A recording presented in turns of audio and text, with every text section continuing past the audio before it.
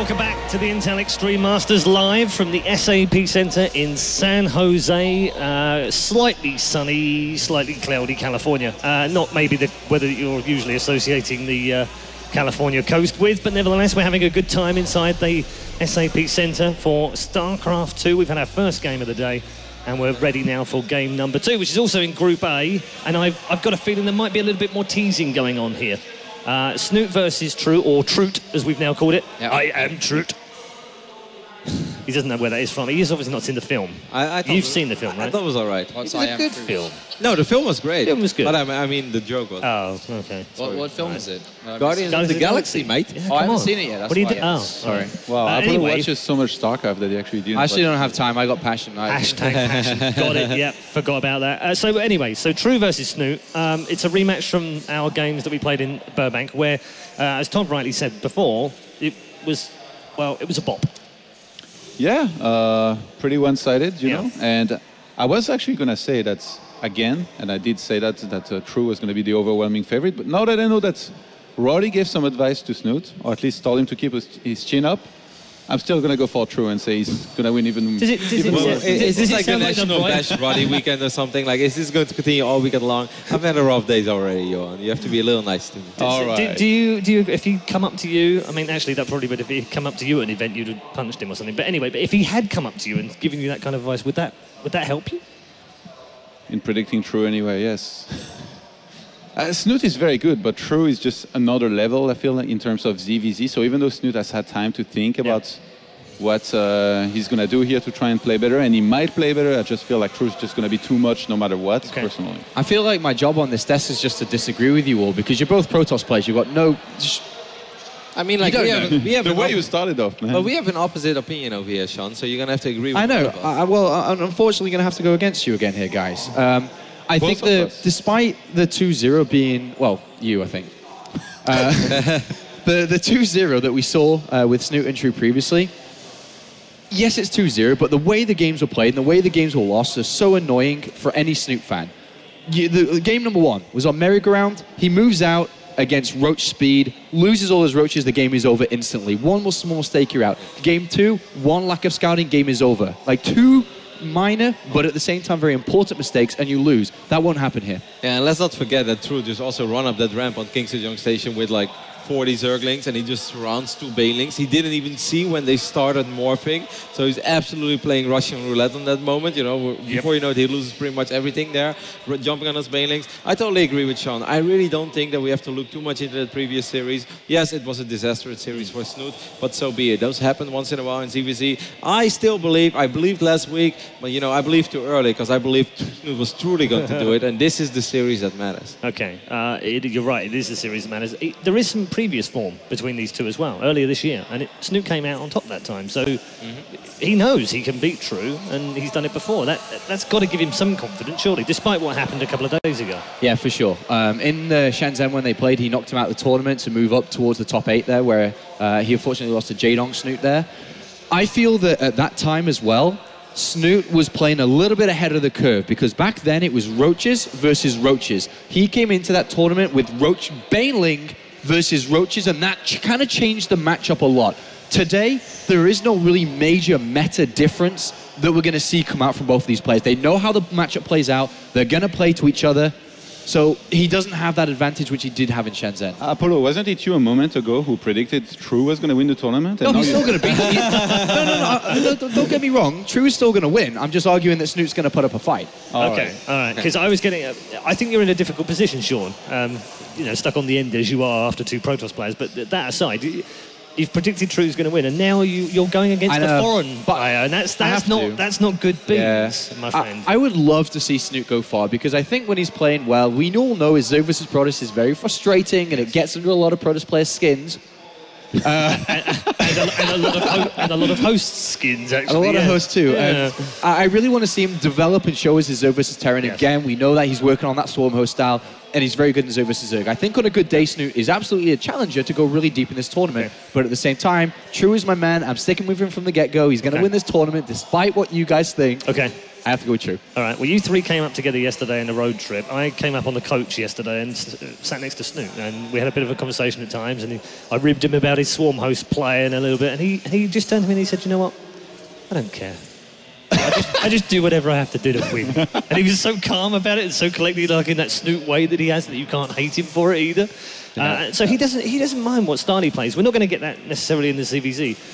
So what are we going to expect? Are we thinking more roaches? Yeah. Just I mean, more. it's going to be a roach play, right? I think much more cautious play from Snute, and I really think that previous series, even though the True has the mental advantage, like he won that, I think he showed more than that Snute showed, because Snute was just showing standard stuff. You know, he was going into roaches, getting his upgrades going, he was running up quite a bit, and he just like miscalculated 2 situations, like Apollo mentioned. We already went over them a couple of times. I think this is going to be a very straightforward ZvZ, a much better series than the last one, one that's going to end 2-1 either way. But I still think, like, with solid play, Snute is a god when it comes to 200 supply roaches. He's so good at that stuff. I'm hearing that the plans are ready, so just very quickly, winner.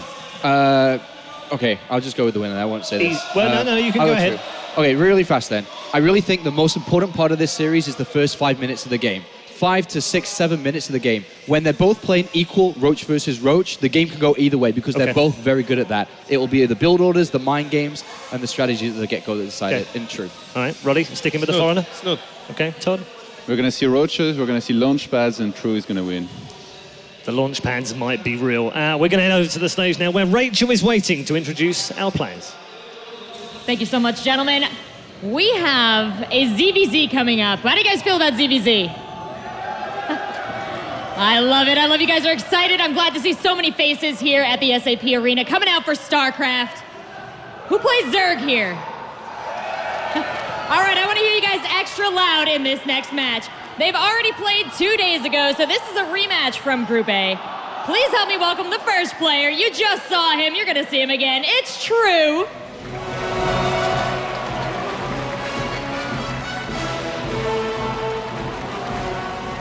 And his opponent, he just played on the B stream. He took out Huck, an amazing player himself. And now it's time to join Liquid Snute on the main stage. His first match with Liquid was at IEM Katowice. Let's see if he can take this IEM for Liquid and for Snute. And let's see if True can get himself out of this pickle. Guys, shake hands. Casters, take it away. The final match of Group A will determine who is moving on to the round of 8 alongside Rain, who we previously saw win. And now his previous opponent, True, has to dispatch of Snute, which he's already done once in this tournament. Yeah, and I like what Apollo pointed out, that there's a couple of segments early on in Zerg vs. Zerg where if you just make the wrong misjudgment, you're dead. Yeah. You're totally doomed. It's pretty brutal. It's brutal. In fact, I think Zerg vs. Zerg is perhaps the most brutal matchup in the game because Roach vs. Roach is pretty much guaranteed to happen, at least in some segment. I know that you can get Ling Mute and Scarlet does that, but listen to me, all right? It's about the Roach. And there's no amazing, cool micro you can do with the Roach to give it incredible new value. You can only get a little bit of extra edge out of a Roach. It's just the Roach. If you make a mistake early and fall behind the Roaches, you just die. Yep. You need a good concave, you need a really good positioning and good awareness of where your opponent's even coming from the very beginning to set up that initial concave. So, but as already mentioned on the panel, Snute fell prey to having little bits of a lack of information, basically, because of how quick True was willing to go to layer and roach speed, etc. There was a tantalizing moment in that game where basically he wasn't even going for Zergling speed at all. His first gas was spent on the idea of having that layer out fast. So these are things that True has in his arsenal that can be very, very deadly and very scary. Whether or not Snute falls to them here is debatable. Yeah, so of course True managed to take out Snute in their first encounter, fell to Rain.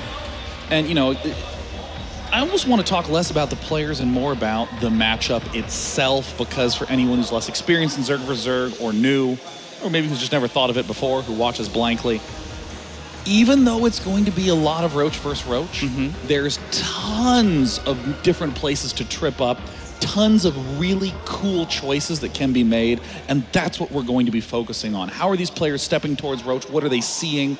What are going to be the errors? Beyond that stage is a lot more cool developed game plan, but still, those tripping points are so punishing. Yeah, there are, especially as Apollo was mentioning on the analyst's desk, the first couple of minutes, what really happens, what choices the players are going to make from there.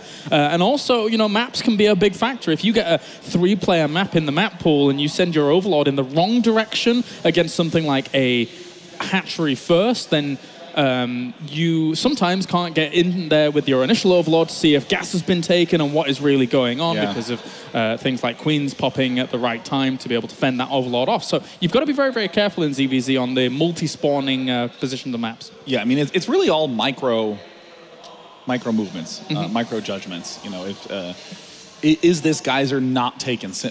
It being simply not taken is a fairly telling piece. The first map is going to be Catalina, a map that is oftentimes downvoted by players because of the obnoxiousness of the tank. Yep. Tanks are uncommon in Zerg vs. Zerg. That's true. So it's okay to have it here. But, you know, as we were saying earlier, King Sejong and Overgrowth, they're just going to be there almost in every series. That's what I'm expecting from the majority of the best-of-3 series that we get. We'll get King Sejong Station, Overgrowth, and then a variation of Merry-Go-Round or Catalina. And then maybe a slip into Dead Wing. But other than that, not too much. King Sejong Station and Overgrowth are almost always going to be in this best-of-3 maps. So, assuming that none of these players make the big trips early on, the storyline of a Zerg vs. Zerg comes with how they want to be playing again around the 4th-ish expansion. Are they going to be taking it fast and doing lots of Roach counter-attacking and staying low-tech? Are they going to take the 4th really slowly and stay defensive so they can get up Hydras, Infestors, more of the juicy, gas-heavy units? Those are the key decisions that really excite me in the late game because there's so much counterattacking and so much interesting movement with those Roaches. Well, we are loading into our first game of this best-of-3 very, very soon between Snute and Snute. And overall, it being Catalina, once again, I got to bring up the idea of where you're sending your first Overlord. Is it going to go in the right direction? Let's get into things. Game number 1 of this best-of-3 is we have spawning down to the bottom right-hand corner. It's our Blue Zerg representing Dead Pixels. It is true.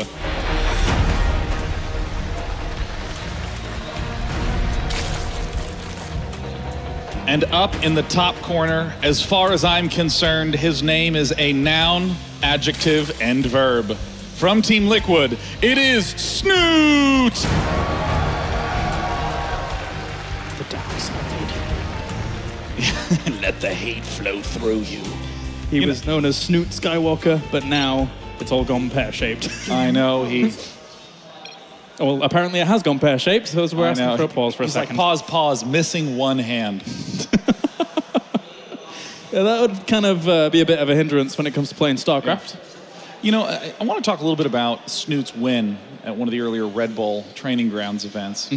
A lot of the crowd, I mean, Snute is certainly a crowd favorite. I know there's a lot of big Snute fans out there. And when players cheer for Snute and say his name, people on stream tend to think that the audience is going, boo, Snute. Boo, because it's Snute. And with that in mind, if you think Snute's doing something well, just scream his name anyways. I got your back. I'll explain it to the stream audience. But again, it is a noun, adjective, and verb. That suit looks quite Snute on you. Oh, wow. Let's see how that works. Yeah. At least you've got the crowds back. That's nice of you, Sean. I know. I'm a little sweetie pie. Yeah, you are. I'm actually kind of a bigger sweetie pie. Yeah, you're much taller than me, at least. So. But for now, we're just waiting for this to clear up for Snute, as he has a little bit of lag. So don't want him playing with any kind of little disadvantages. So, you know those little diagrams that have like step 1 and then some question marks and then profit? Yeah. I feel like in Zerg vs. Zerg, we haven't talked much about the early games, so there's question marks, and then step 2 is Roach, and then step 3 is more question marks. Yeah. So I wonder if you could start at sort of the opening game and talk, because I know Zerg vs. Zerg is like one of your favorite things in the world. I like a lot of Zerg vs. Zerg, actually, yeah.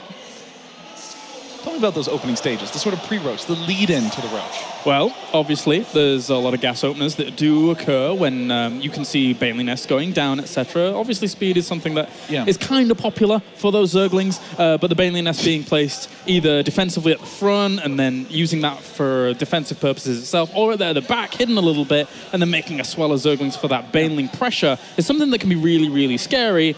And then on the other flip side of things, you can go gasless, which involves a lot of defensive play, a lot of evolution chambers, a lot of queens at the front to make sure you don't die. Well, you know, I know a lot of players do favor the no gas opening, the queens, just the solid defense, because it is predictable. You wind up in the same circumstance every single game. But I want to ask about those big Zergling flood strategies that we see. When you're flooding tons of Zerglings to do those attacks, it almost feels like all your timings get thrown out the window, and you just kind of have to judge if it's a good feeling time to go for another expansion or to tech. I mean, talk to me about that dynamic of when a player goes for the big Ling bust. It's a lot about misperception, really, like making sure that your opponent's not really going to be able to spot this. Oftentimes you see a lot of players going for like 2 Lings to be able to scout out what's really going on at the front of their bases. And then, of course, those come in and have a look and see if there is gas timings, depending on whether or not your Overlord has gotten in the first place. So those 2 Lings are really important to get a little bit of a lead on to what may happen. And then from then on out, once those 2 Lings are gone, it's very important to even just have units or Overlords in the right positions. One map that's really particularly scary is actually what we saw in the previous series between these two in map number 2, which is King Sejon Station, and the back rocks that play a huge role, because if you take those down and there isn't an Overlord to be able to spot that swell of Zerglings, then you're going to die. You know, I feel like I have to open up about something very personal to me. So I love watching King Sejong Station games. Because, you know, what you're talking about, that there's all these different attack paths, it's very tense. Emotionally, it's hard for me to play on because it's so tense. Because, like, you're just never safe. Like, your base is just this pier that extends out that's begging to be dropped from the side. Your natural expansion is sort of dumbly, you know, out in the middle of the map. You have the backdoor rocks. You have the front door third. You have the backdoor entrance to the third. Your 4th bases can be shot at from high ground. There's a lot of angles. Yeah, it's like, it's uncomfortable. It's a very, very stressful map to play on. Which is why I'm so thrilled that I'm not playing here, but we get to watch these players deal with that stress on this first map. Because, you know, the Ling Baneling attacks early on that some players do have a lot more strength on a map like King Sejong Station, where it's a little bit unclear what the movement path of your opponent can be. It's a little unclear even where the attack location is going to be because there's so many early on. Yeah. It helps a lot for the aggressor as well, with the ramp being as big as it is at the natural, right? The ability to, you know, have a bit more surface area and a bit more room to actually move around in that. And then you come back to other maps, such as Deadwing, for example, where there is no ramp anyway. So Ling Baneling pressures and things like that can be even stronger because you don't have that disadvantage of the high ground becoming a nuisance. So that might be one of the reasons why we don't see it here. Obviously, we've got Catalina, King Sejon, and then Overgrowth. Overgrowth being the biggest kind of culprit for this that can be a bit scary, but we may not even get there in this series just yet. Now, I also want to mention that Snute is the sort of player who he tends to really never commit hard to those big Ling Baneling attacks. That's true. That's very true. He strikes me as the sort of player who... Actually, he doesn't strike me as this way. He told me, and now I'm telling you. he wants the game to get to the roach phase. In the roaching phase, before you've gotten the higher tech units, the infestors, the roaches, after the Ling Baneling phase, it's in the just roach phase. He's talked about how many different kinds of advantages there are to consider. Concave advantage. There's a really, actually I'll get to the weird one last. There's a concave advantage. There's upgrade advantage. There's the number of roach advantage. There's the hatch advantage, which means you can apply pressure and replenish more over time. But there's a weird property that drones hold in the matchup. Roaches are cheap, but they cost a lot of supply, so you can max out quickly. If you have a lot of drones, you max out quicker, but then you have a smaller army. True. So we sometimes see players comfortable to chill at 50 to 55 drones, continue to make nothing but roaches, knowing that their max roach army is going to be so potent that it's guaranteed to do damage, which is, again, a really weird property of the matchup. This would only happen due to the early maxing times. Yeah, it's a really good point that you bring up. You do have to have that balance. It's not my point, it's Snoot's point. Isn't that cool? It's a really good point that Snute has there. I know, that's a good point. See, this is what's nice about being a caster. You can go to a pro and you can ask, tell me something smart, and then you repeat it on air and on Twitter. They're like, wow, it's a really great point. And I just say, thank you. Thank you. It was a very nice point, wasn't it? I have a show, by the way. That's what I say. I think what's also really good about Snute is the way he moves his concave, which is something that it's a way you don't see many pros actually doing it. And what he will do is he will actually pre-spread his roaches in a concave, and he will use stop control to move this concave around. So you will see long lines of roaches moving from place to place, and when he finds himself in a sufficient spot, he will just press the stop, and it's already spread really nicely. And that's something that Snute does more so than any other player that I believe I've ever seen in ZvZ vs. Zerg. Yeah, because I mean, the big danger in a roach fight is that when it begins, your opponent gets off more first shots than you do. So you want to have the roaches basically with no thickness, where it's just a line of roaches. And I mean, I've seen him have that sort of responsible play. I didn't know that he was doing that much active stop controlling. I thought that he was just sort of peeling them away into those different sides. It's really cool. It's really, really impressive to watch, especially when you see him on big open locations on the map. Overgrowth in the middle of the map is a prime example for this. And then him trying to transition from the choke at the natural of Overgrowth down to where the third is, because he can position it very, very well. Say, well, once the rocks are broken near the second base in Overgrowth. So it's really cool to watch if he can get there. That's the thing, because again, we're I'm still anticipating True probably bringing some aggression more so than Snute. And you know, for all those, you know, seemingly subtle, but after you play enough Zerg vs. Zerg, you know, it's just smacking you right in the face. For all those little advantages that you're looking for in those Roach vs. Roach fights, the thing that is most exciting me about the modern Zerg play is burrow and roach tunneling movement are super common. You're behind. Imagine if you're behind in literally every way. You have fewer roaches. You're a little bit behind in upgrades. Well, you can always get the concave advantage if you're staying at home, depending.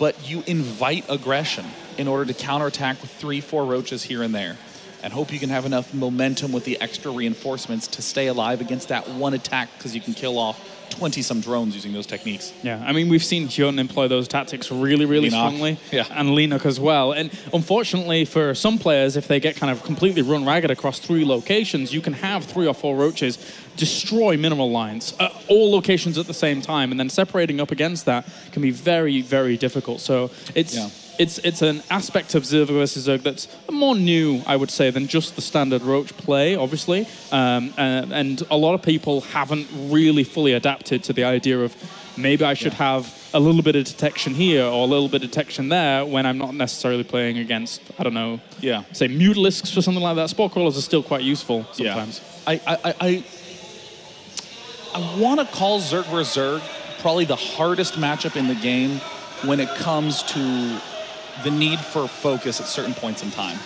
You know, with a lot of other matchups, you need to play and play and play so much that you know all the possible forks that are going on and know the right decision. But in Zerg vs. Zerg, if you're just looking away briefly, the Baneling, boom, takes out a whole bunch of your Zerglings. Or the burrowed roaches. You need to have absolutely pristine focus, because in the mid game there's not actually a lot of complicated decisions. You're pumping roaches at a certain point and you're letting the strategy that you set up unfold. But in those times we see just these slight little tiny things crush a player. I mean, to be able to play it at this level, I mean, right now the players are waiting to get back into game number 1, and that, I mean, this has to be such a stressful time. Yeah, I mean, they're pretty much in the game and just getting into it. So in just a little bit, we'll actually be getting into game number 1. Obviously, Snute had a few issues there, so thank you for bearing with us, the patience that you have for us. Thanks for sticking around on the stream. Day9 likes you as well. That's pretty awesome. So we're back in, as we have already done the intros, I believe, and it's Catalina. Awesome. Snute hanging out up at top side. So again, the big story to these openings is some sort of pressure sometimes. Don't worry, we'll walk you through that. The most important questions come into how that Roach versus Roach mid-game is going to play out. We're not even going to worry about the late game, because there's literally so many errors, so many trip-ups that can happen at that phase. And already True kind of really getting the better end of the stick here with his Overlord going in the right direction based on the spawning positions, which does help him out a lot, because not only is he going to see this as a hatchery first, but then he's going to identify that he can go into the main base with that Overlord and then have a look and see if there has been a gas taken. So I really like the start from True here. I mean, I was expecting him to do well, and he gets this little extra boon, this little extra feather in his cap. So these openings, in terms of how they materially pan out with drones, aren't hugely different. I mean, some players even just say, dude, it's like the same opening. The one thing that will be a benefit to Snute is it's going to be a little easier for Snute to do gasless openings with queens, but, you know, as we're seeing both players opening up with approximately the same gas timing, it's going to be the usual safety mechanisms. Getting Baneling nests, getting Zergling speed, not committing to an attack, just a safety mechanism. And this gas now has been spotted by True, so I think overall, I mean, it really didn't matter which gas Snute took. Somebody would say, oh, why didn't you take the one further away? I mean, this Overlord was always going to get to see things because the way in which hatchery first works, with the spawning pool being so late, again, there can't be a queen out to push that away, whereas now, unfortunately for Snute, on the other side of things, when this game gets going again, it's going to be up to those two Zerglings to really get into his opponent's main base and have a look around to see if it can spot some gas. And, you know, this is part of the reason why I think Zerg vs. Zerg winds up feeling so stressful, feeling so hard, is those Lings get in. They just kind of get to. It's nearly impossible to deny the Ling scouting because the only thing ranged is the Queen, and they don't have enough damage output. So you're going to have everything in your base revealed. You know that it's going to be a big Roach play. Where do your edges come from? It's also what makes it such an interesting matchup to watch. Yeah, definitely. Almost perfect information on either side. There have been some techniques where, say, Tiello, for example, has got himself like a queen and then pulled a drone down from base to base and been able to block them sometimes, which is very nice to see from time to time, but it doesn't happen anywhere near as often as those two Lings getting in and being able to spot things. So, as you say, very, very difficult to make sure that that doesn't happen, which I'm fully expecting Snute to try, because you just can't play the matchup without actually knowing how much gas are you really taking in at this point and what's going on in your base. Because again, as I will say like 100 times, or maybe 4 to 5, that Roach mid-game is the most important thing. So when you're doing these scoutings, the question is not exactly how do I hold off the thing that he's doing. It's how do I hold this off in a way that doesn't mess with my roaching future? How do I hold this off in a way that helps with my roaches? You see a big Ling attack? Okay, you build evolution chambers at the front to build a wall, and you can upgrade with those evolution chambers to help your roaches out. It's always thinking in that link context, a defense that can be helpful later. Yeah, definitely. And also, I mean, there's a lot of knock-on effects if you are playing very, very defensive early on, in terms of, say, you morph in a few Banelings as the defense, just in case you think your opponent is going to be going for a heavy Ling flood. You kind of want to minimize the idea of morphing in too many Banelings, because that's quite a bit of gas going away from later stages of that Roach play. So you've really got to think about how much gas you're bringing in and how much it's going to have those knock-on effects. So here's what I'm thinking. In Zerg vs. Zerg, a lot of the decisions the players are making are very subtle and kind of hard to speak about abstractly, which is why, you know, in the game we can do that much more easily. So what I want to do is not talk about the standard Roach play. I want to talk about some of the cool unorthodox strategies that we can see in this matchup. Okay. I mean, the Mutalisk we don't really see used very often at all, but sometimes it is used. Yeah. Sometimes it's used to apply pressure. I mean, what are some of the kookier things that you think are possible? And I bring this up in a serious context because True has already shown a propensity to be nutty. Yeah, he can do some weird things. I think for me, Mutalisks right now in this matchup, they don't have too much of a big overarching position because, again, they aren't been shut down so easily, but some things that you can do is almost fake out the idea of Mutalisks, even just 4 or 5, to be able to, like, clear up Overlord positionings on the map, and then basically establish yourself good vision and map control, which is very, very nice to do. But then from then on, it's kind of difficult to make them do a whole lot. Got to get roaches then. Gotta get roaches. And that's pretty much what you're locked into. Well, there's some especially cool plays that can be made on this matchup in gold-based maps. Sprinting to take the gold, relying on extremely heavy Zergling production. to apply just relentless pressure and to not allow your opponent to step back in, because on equal drone count, if you have a gold base, you'll slowly get ahead, even if you're still only producing Lings and Banelings. Overgrowth, I guess, is the only one where that would even be a possibility, and it's the third map in the map rotation. And may not even see it. yeah, actually, now that we've gone through that exercise, look, on Catalina, you're just going to go roaches. The front is so tight, it's a tiny ramp. You're going to be blocked by Evolution Chambers and the Queen in there. I think one thing that's cool about Catalina in Zerg vs. Zerg is that sometimes you see people being a little bit more aggressive about their creep spread through the middle of the map, because the angles of attack for roaches to get into better positions to later like attack a third if it's towards the more in the middle of the map as opposed to towards the right hand side if you're thinking about where Snute spawned, can work out nicely if you get some roaches on it. All right, we are back in the game, and it's still in the opening once again with Snute and True playing the decider match in Group A. Whoever loses this is eliminated. Whoever wins this advances to the round of 8. Yeah, and as I say, Snute has been in this position before. Both players have been in this position before in the Intel Extreme Masters in Shenzhen, where Snute was able to be victorious. It was a while ago, though, and for me personally, I believe Snute's Zerg vs. Zerg back then was just in better shape than it is right now. So Snute has got a mountain to climb here against True. Both making queens right now. That all the standard pieces. The Zerg speed is there as a safeguard. If your opponent goes Zergling Baneling, you need to have speed and Banelings of your own to stay alive, but most players don't really want to be building them. Love these little maneuvers from True, just saying, get out of here. You're not allowed to see what's coming out my front. Snute going for the extremely fast Baneling nest. Yeah, that may have been triggered by that Overlord moving out of there, because you were saying, you know, trying to keep him off guard. Look at this with the drone, trying to block this, but the Queen wasn't in position quick enough, but it gets the kills anyway, realizing it was, they were low. So it was a nice attempt.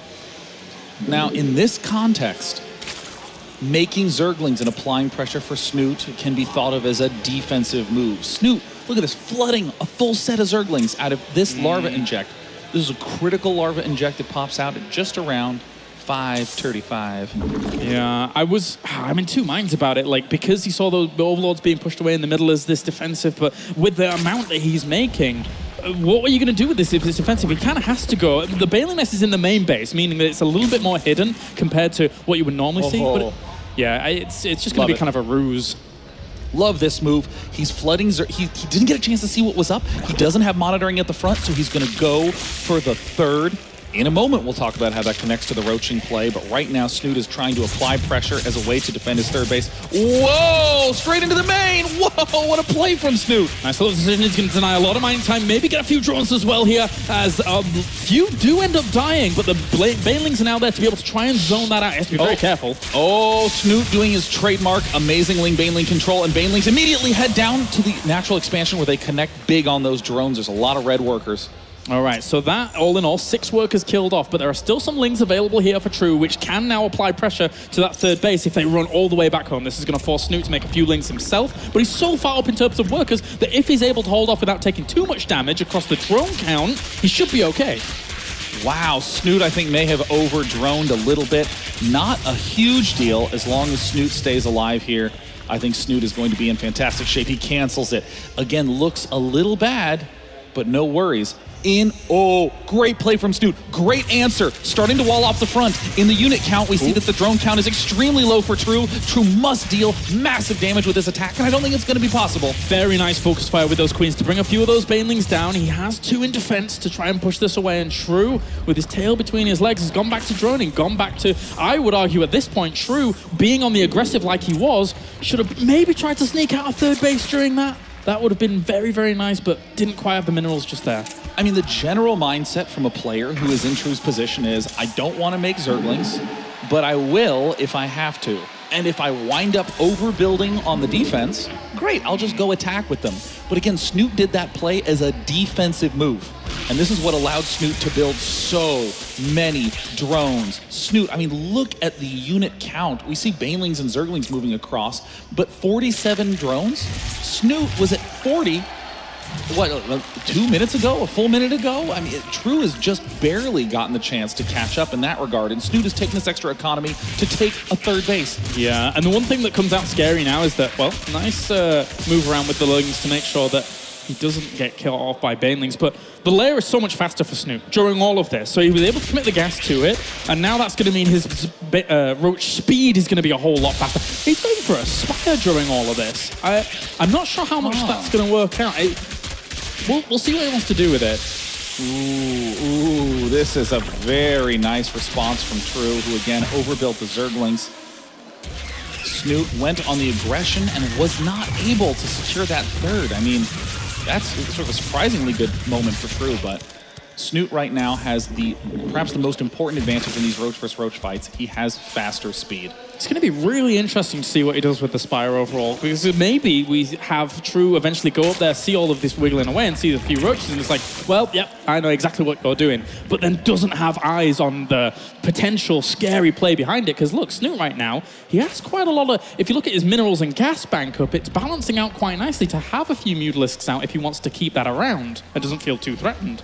Yeah, I'm a little bit confused as to what he would want to be doing with these Mutalisks. Like you say, it's typically a feign where you just get map control. You're not going to be committing to any sort of mass Mutalisking. It does give you the chance sometimes to sneak out a fourth base. Not sneak as in it's hidden, but you can just barely get it in time, but you still need to be producing primarily Roaches. Now, with the earlier Roach speed, Snute can both be aggressive with the Roaches and know that he can retreat safely. So it looks like he's going to be attacking with Lings, Roaches, and Mutas at the same time. Yeah, for Snute, this is a big commitment of gas to those Mutalisks, so they need to do something, whilst True was opening up the Overlords to get a huge, huge swell of Roaches himself. But Snute is actually putting on decent amounts of pressure here with the Lings on the third base, denied a lot of drones from being there, and he's actually getting some of the Roaches as well, but True, since he doesn't have Roach speed, he's not able to really pursue too easily. Ooh, losing those Zerglings is a very large concern. The Mutalisks are now sweeping in. And this is just going to be a sort of tactical play, killing off Overlords. And then with hitting at multiple locations, we see that Snute can chip away at the Roaches. And here's the moment where players are just going to be building up Roaches non-stop. Snute has an upgrade advantage. True has a Roach number advantage. If Snute can get on top of the third, maybe with those Mutalisks, do a little bit of damage, but as we were saying before the game even began, this is to try and get himself some sense of map control. He's killing off a few Overlords, supply blocking True here for quite a little while, but Roaches from the left-hand side in this middle base do always become quite the conundrum, especially with Roaches moving through the middle towards the natural. Oh, True looks like he is way in the lead in terms of Roaches, but Snute is desperately trying to build at the backside and does have those Mutalisks. This is the advantage that True is trying to exploit right now. True is not going to be in good shape later because True is behind on upgrades, so True needs to deal the damage now, and the Roach count is getting surprisingly even, but there's drones falling left and right. We're seeing the economy of Snute begin to be in shambles, and in the meantime, True is still up at 56 workers, and now Snute is the one that's going to have a massive lead in Roaches. Yeah, the income during all of that for Snute was not looking pretty, and during that, all in all, it was buying a lot of time for True to just remax out, or at least re-get some units out here. But he needs to be very careful, because his Mutalisks are still quite annoying in the middle of the map. Oh my god, this is a big whoopsie-daisies for True. Just kind of rallied forth, and I don't even think that Snute really cares that much about the Overlords. Snute has so many more Roaches at this point in time. True thought that he had too much for Snute to bear and overcommitted and lost all his Roaches. And now Snute does the simple move. He just snaps back with everything that he built for defense. Yeah, a really nice play by Snute overall. I'm not sure what True was going to do. I mean, he had a few more Queens out to be able to fend off the Mutalisks, but overall, it wasn't really enough. He didn't have the Roach numbers, he didn't have the anti-air numbers, and now Snute is just pressuring so hard into this natural himself. He's up in terms of the Roach count. The reinforcement point for True is good, but I don't think it's going to be enough with these position Roaches. Mutalisks park themselves over the drone line and see you later, third base. Now Snute steps into the natural expansion with the Mutalisks wreaking havoc again.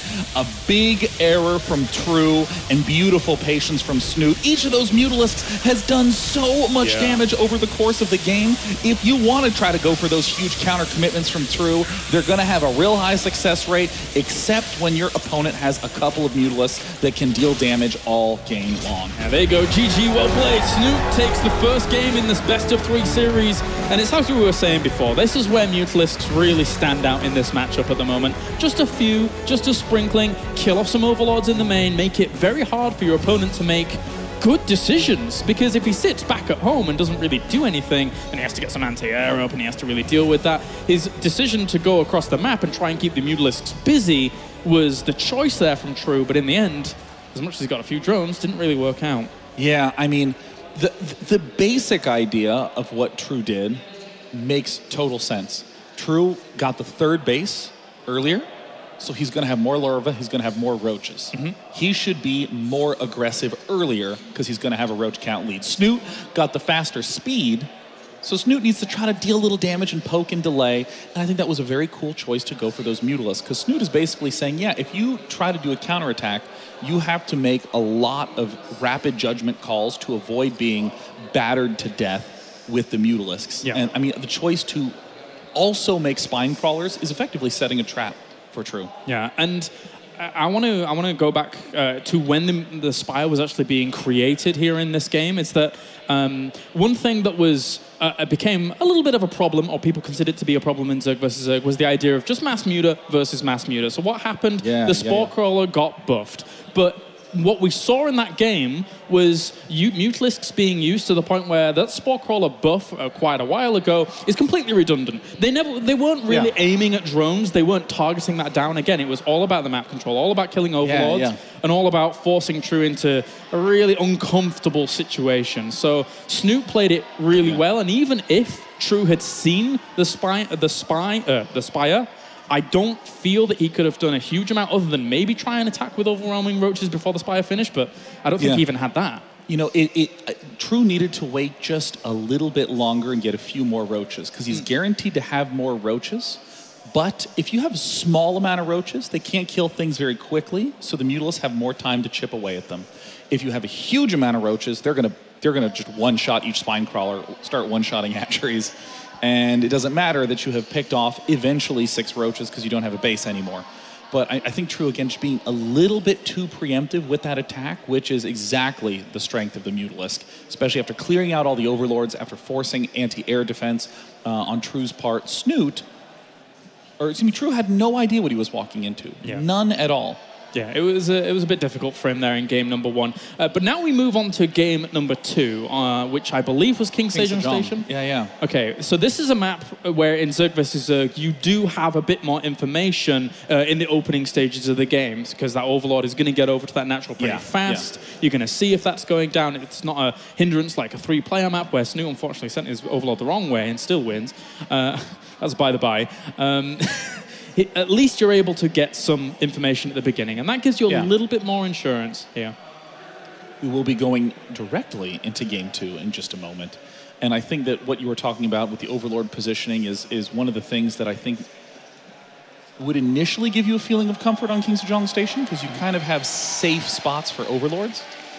But there's like 7 critical paths that you have to monitor. You have to monitor the center, you have to monitor each of the sort of X-crossly paths and the ways that those can each branch into 2 pairs, and then you have the big side lanes where there's the watchtowers. And that makes it kind of a watch the mini-map more than you watch the main screen sort of map.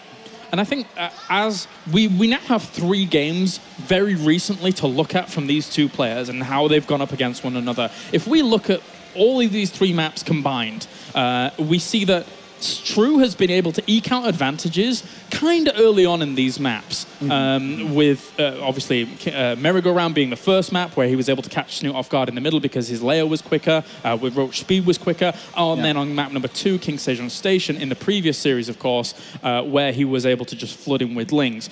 All of True's wins have come off the back of surprising his opponent and taking the early advantage. I think here that he probably goes to something like that again, tries to catch him off guard. It's especially the Zerglings that we're seeing in all the matchups. Like in the last game, I really felt like Snute put himself in a leading position early. The bust did damage, he killed 6 workers and built 13 on the back of it. So when he was at 40, his opponent's at 27 workers. I mean, it's pretty insane to have a 50% better economy than your opponent that early in the game. So that's great. But the Zerglings swung around and killed off Snute's 3rd, thereby giving True a much earlier 3rd base, thereby giving True much more on the Roach front, a lot more ability to be the attacker and to put Snute on the back foot. Again, I just think he attacked a little bit too soon, But the fact that his Zerglings are able to give him those advantages makes me scared for Snute on this map. I would absolutely say that this is a true favored map. Yeah, they could potentially be. I think the interesting thing about it is because they've already played this map in this tournament, though, there is the potential that Snute plays very, very defensively early on, just tries not to die, tries to last out to the mid game, and then is going to hold on. So it will be very, very intriguing to see if that becomes true here during this. That was not intended. As we now get into game number 2 between Snute and True to find out if Snute can move on to the round of 8, because if he can here during the Intel Extreme Masters San Jose, that in itself is a pretty impressive accomplishment because the lineup of the round of 16 itself is so stacked. Yeah, there's only 3 foreigners, one of them already eliminated, as Snute took down Huck. QXC also there in Group D. And Snute is one of those players that I'm always surprised at how good he is. I mean, he's the player who won Home Story Cup over Teja. I mean, yes. And that went to back-to-back Home Story Cup finals. He seems to do equally well against pretty much any opponent. I mean, going 2-3 against Flash at IEM Toronto. An absolutely stellar player. Yeah, and even during that series that you're referencing against Flash, I think that he could have taken the whole thing had he not let the nerves of trying to be overly aggressive get to him. But anyway, let's get into things now. Game number 2, as we have, spawning down to the bottom right-hand corner, it is our blue Zerg, representing Dead Pixels, it is True.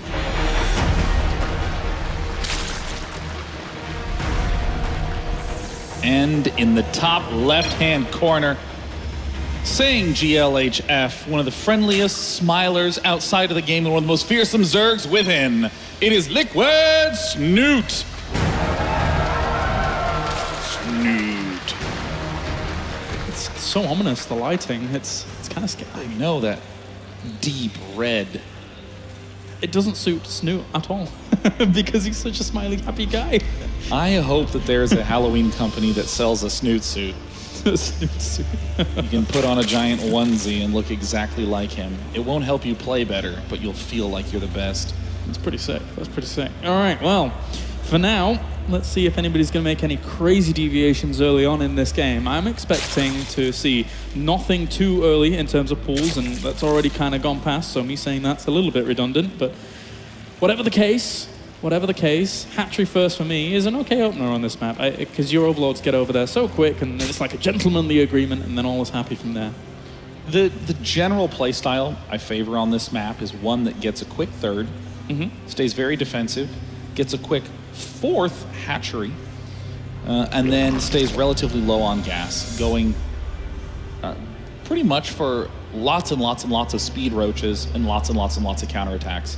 These two players are almost identically lined up. I mean, even their money is within 5 of each other almost at all times.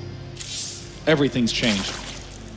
That's the gas on the way for True with the spawning pool behind it. His second overlord's taking a very odd direction up to the north here. I'm wondering why he really wants to cover that location there, because generally you just send the second overlord straight behind this first overlord, but so an interesting little maneuver here from him. Maybe he spots lings coming at a particular time, but he already knows there's a hatchery there, so. Yeah, I mean, it's a possibility that this overlord, which normally hooks to the right to sort of monitor at the front of the base, wants to go all the way in and then pull left, so this overlord is the one that needs to monitor the attack paths. It's the only thing that really makes sense right now. Either way, Snute has opted to get a gas geyser just slightly later than his opponent, and all things are more or less equal.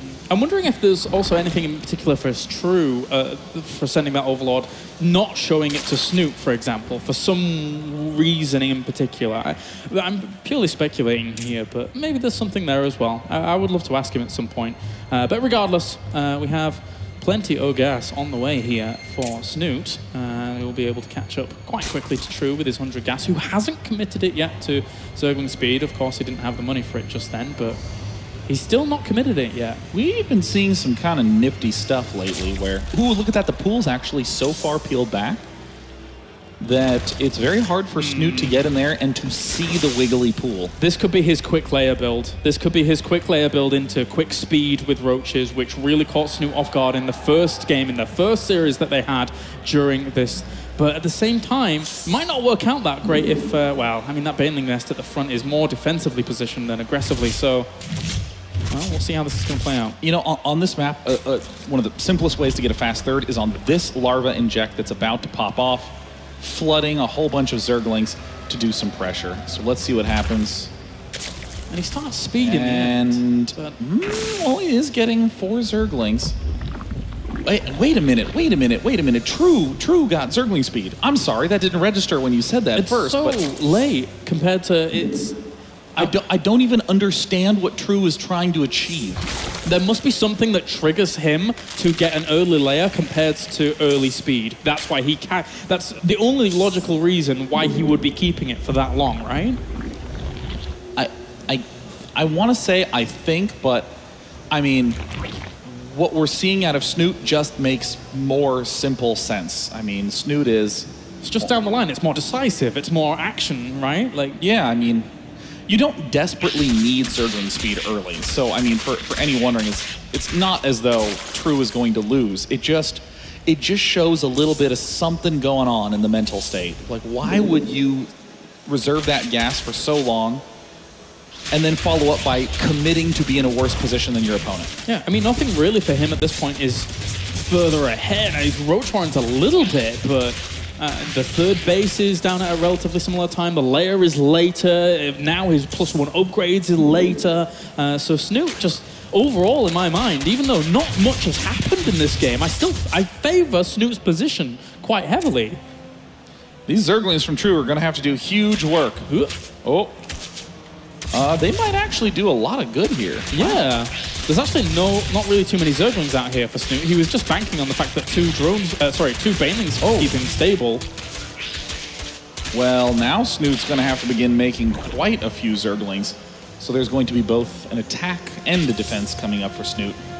Yep, a lot on the way, and these Zerglings are just going to run into the main. They get perfect information for the most part, as long as they just keep going. They can't really fight this, so they may as well just try and find some information. Nice split off there from one Zergling to be able to get a Baneling detonation, but aside from that, he sees what he needs to see.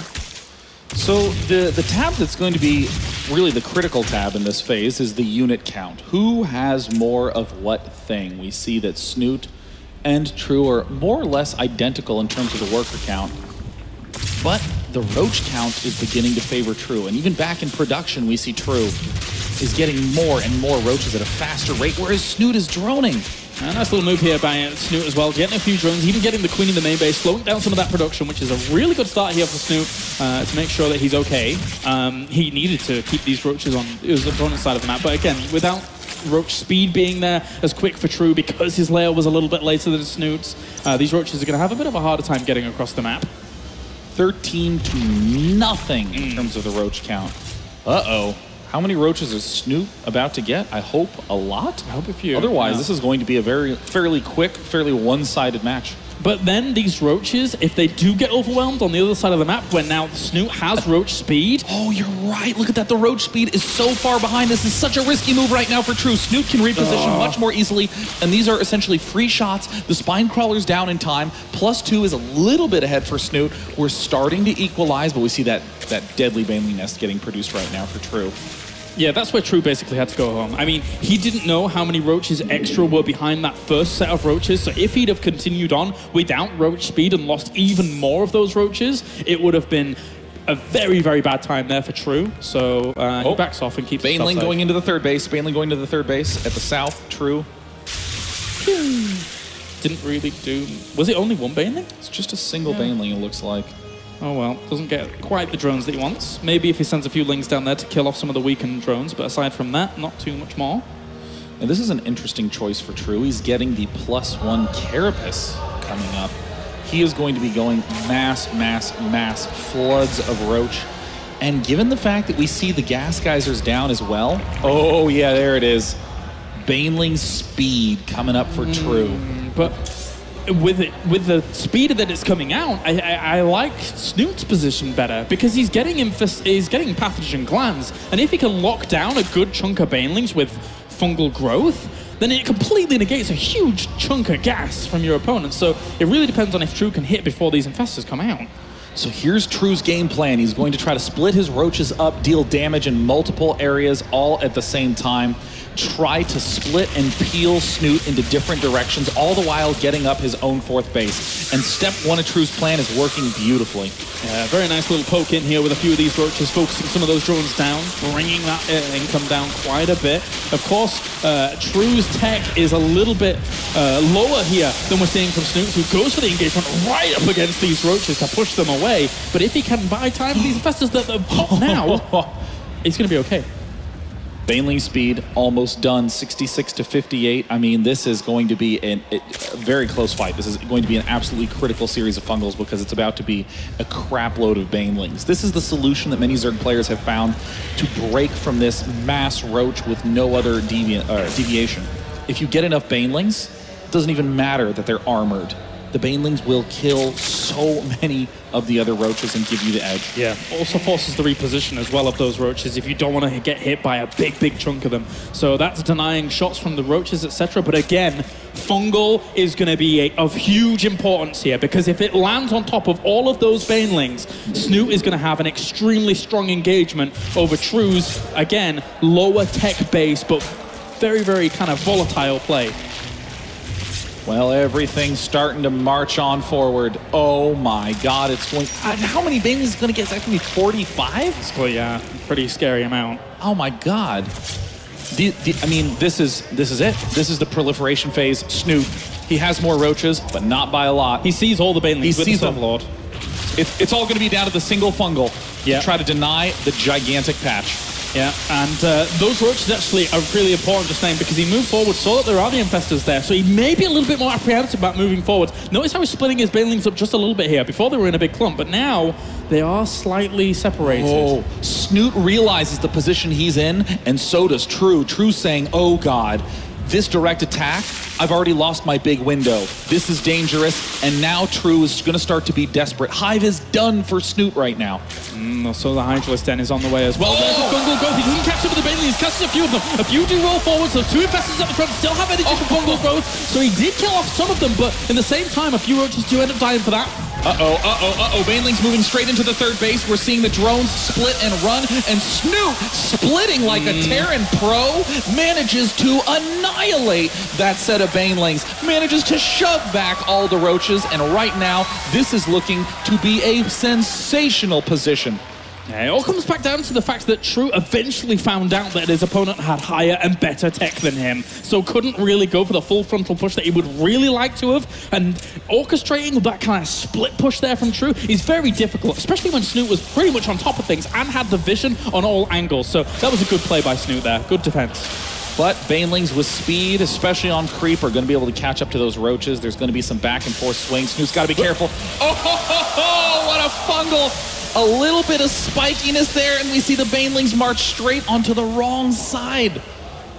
It was a good split up overall there by Snute, who now needs to reposition himself. Needs to go back to this natural base as the army from True is moving around there. There's already 2 Spine Crawlers to be able to greet that. The Banelings at the front really didn't do too much damage, so he's probably going to have to get back out of the next. Another Fungal is going to lock a lot of this back in, and as he continues to lock a lot of this down, True is throwing away units for not very much trade. And we're starting to see that despite everything that's happened, who has the lead? Well, Snute by a tiny margin. Snute has more power units than the infestors. He has the +3 upgrade coming up, but True does have a max army still. And if True can get Snute in bad positions, never mind, Killaris. Those Fungals are going to lock it all down. Look at the concave from Snute. Oh dear, that's really going to hurt True here. He needs to come in with his reinforcements to help things out. But at the same time, I mean, does he even have enough numbers in this location to be able to push it away? Not only that, but behind all of this, Snute has got his +3 weapons on the way. He's got Carapace on the way, and he's getting even the Hydralisk upgrade to make sure that this army is going to be even more formidable. True is stuck on tech, and he's not got any alternate game plan to go to. What is he going to do from here? Right now, True is committed. True has to keep building roaches, has to keep doing these counter swings like what we see at the north to find any edge whatsoever. Once he has that edge, maybe he can hope to transition, but the longer that True doesn't make something happen, the stronger Snute's army grows. Yeah, especially if he gets this army caught on the left-hand side as well. Of course, on the right, he gets a few fungals down to shut down this army, and a lot of this on the left just died off, with a few of them trying to make their way into the natural, into the main base, but as this all happens, still True is not finding the angles and finding the advantages he needs against a rapidly increasing superior Snute with those upgrades finishing. True steps into the main, but the fourth base for Snute is going to fall. The fourth for Snute, surrounded by roaches. This is the opportunity that True was trying to find. Snute not out of the woods yet, having taken massive blows to his economy.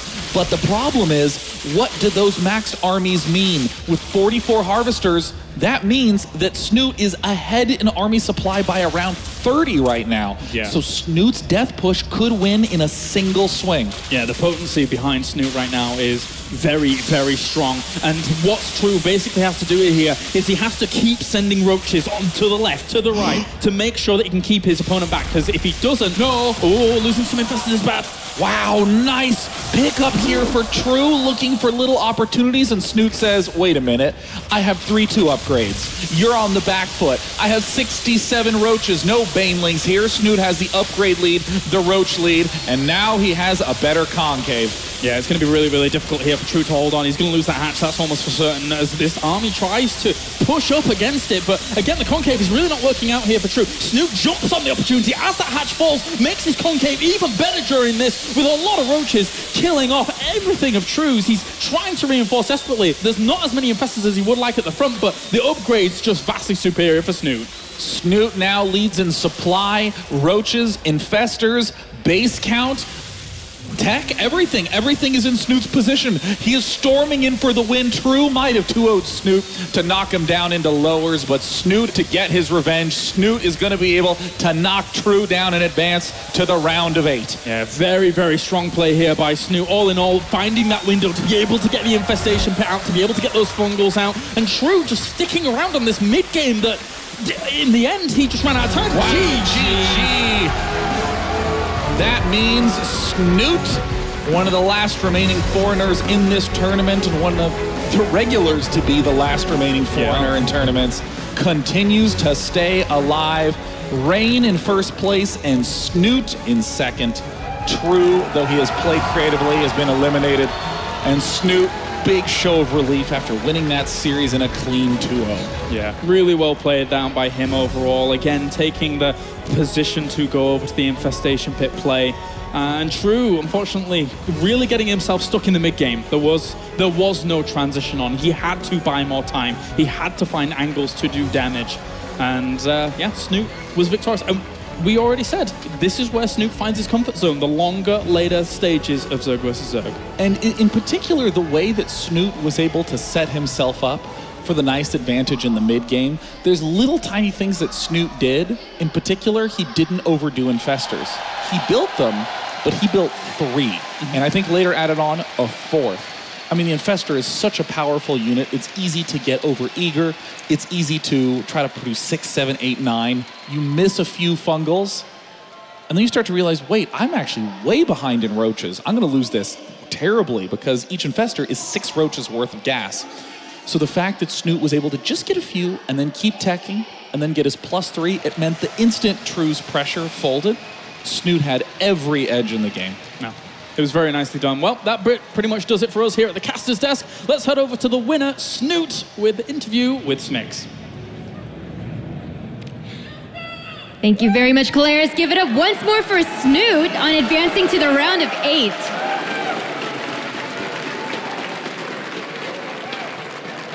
Snute, you've always been a very, very strong player, but this time I've seen you win many, many games, but you looked incredibly emotional. You kept tapping your chest. What was going through your head?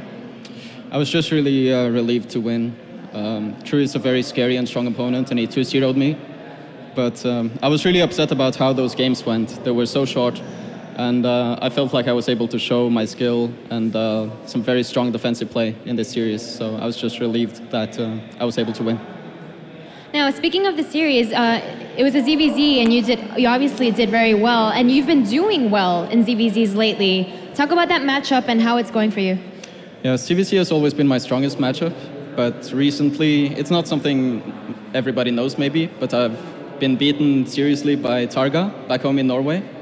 So I learned a lot from those matches, and yeah, I feel like I've been slumping a bit in ZvZ recently, but recently, I learned from my mistakes. So right now I'm starting to feel better about ZvZ again. And going into that second game, we saw that you chose to go for Infestors, where normally I feel like we're used to seeing you max out on Roaches first. Why did you decide to go for that Infestor choice? I know that True is a very aggressive player and that he likes to mix in banelings. So Infestors, as long as you survive, Infestors is the superior choice in terms of strategy. So I just went for 6 gases and Infestors, and as long as you take good trades, he almost pulled me apart with his multitasking, but I was able to hang on. And as long as you hang on and defend, you will win. All right, well, congratulations again on advancing on to the round of 8. Of course, I know a lot of fans will be rooting for you. We are going to head back to the studio desk. And that's what happens when you wear an MLG shirt to an Intel Extreme Masters. Well, Matt. Oh, yeah, I went there. No, I'm just joking. It's all good, friendly banter. Guys, gotta say, good call on Tosis. Hey, I mean, like I said, I can't always be right, Grab. I'm really happy Snute went through. Yes. See, now you can wear your foreigner colours, and that's okay, right? All right, who's the next player? Yeah. We'll see. Overall, the series thoughts here. Felt like Snute, again, just a little bit ahead of the curve when it comes to playing the matchup out. As we saw in the Shenzhen way back when, he was playing Roach Bailing versus Roach. And then you fast forward to today, it was True playing Roach Bailing, and Snute was like, well, I'll play Roach Infestor then, and he just had the better overall army. And Roddy, you made some good calls here, I've got to say. Roddy Blessing is the thing. Coach Roddy. You can't always be wrong. Set him up on Thursday, gave him a pep talk. Except if your name is Apollo. And he came back and he's strong. No, we see this so often. When there is one player on paper an overwhelming favorite, and for me that was Rain. And I have to admit that series earlier today between Rain and True was a lot closer than I thought it was going to be. But it is likely that they were going to play again. As Snute was kind of down, I was like, you know, you don't have to sweat it too much. You're most likely going to get another shot at it. And I totally agree with what Apollo just said. It's so cool to see Snute indeed kind of beating his own style. I mean, of course, he was not the only one ever to do Roach Bane, but he brought it to a grand scheme. And now he's also the one who's just countering it. Well, it's really funny because if you go back even further, Snute was always the guy, that would just max out on the roaches and be like, it's best to just max out first, and then like when you start losing a few roaches, then you add in a few additional units, whatever you want to go for. But I really like his thought process, and I think he played a very, very good ZvZ series, and I'm pretty happy. Hyun is known as the king of roaches, and Snute has beaten him more than any other Zerg that I can think of. So that says something about how good his RVR is, as you would say, Paul. Yes, it is the RVR. We did say that, actually, when we were talking about the match. Were we going to see a lot of roaches? And I think we've got a fairly good answer to that one, John. Yes, I think he played it perfectly. And I'm very impressed that Snoot's been able to grab his 3rd top 8 this season in the Intel Extreme Masters. Every event, Toronto, Shenzhen, previous to this one, he's gained his 3rd. Okay, let's take a look at the bracket just to update you at home if you haven't been following what's been going on in Group A. Rain earlier on, 2-1 against True, and he made it through to the quarterfinals. First time we've seen him at the Intel Extreme Masters in the quarterfinals. Snute also making it through to the last 8 with a 2-0 sweep of True in what we now know as the reverse curse. It doesn't just happen to Koreans. That's good news, isn't it? That is very good news if you're a Snute fan or a Team Liquid fan. Of course, it's sad for True. We know that he's a very talented Zerg player, and we've seen him make a couple of good runs. But I'm sorry, I'm a little biased here. But I'm very happy for Jens, and I can't wait to see where he goes. Perfect group for you. You're fan favorite and a foreigner coming. I know, and the cool thing is, I spoke with Snute, and he actually seemed pretty confident. He said, like, if I go up against Rain, he's like, I think I can do it. Like my CVP, I still have a lot of confidence in it. I was like, oh, really? He's like, yeah, I wouldn't mind playing Rain. I was like, okay. I was like, well, in the final, Snute, in the final. And he's like, we'll see, Roddy. Artosis on the Apollo on the end. I just wanted to. I don't look like Artosis. No. I'm getting confused because of the prediction stuff. You said True was going to win this title. Oh, let's hope Snute does now then. Lost to the winner. You predict Snute to win now? I didn't say that. I need to recalculate my process. Anyway, at the end of the day, True was meant to beat Rain. That's how he was going to win, and it's all messed up now. Yeah, so the ZvZ kind of threw you. Yes, he wasn't meant to go through that way. All right. Thank you very much, gents. So we're going to take a quick break. When we come back, though, we're going to head into Group B as we see Team Guild time. That's right, the CM Storm boys are up next. It's Revival versus Pole.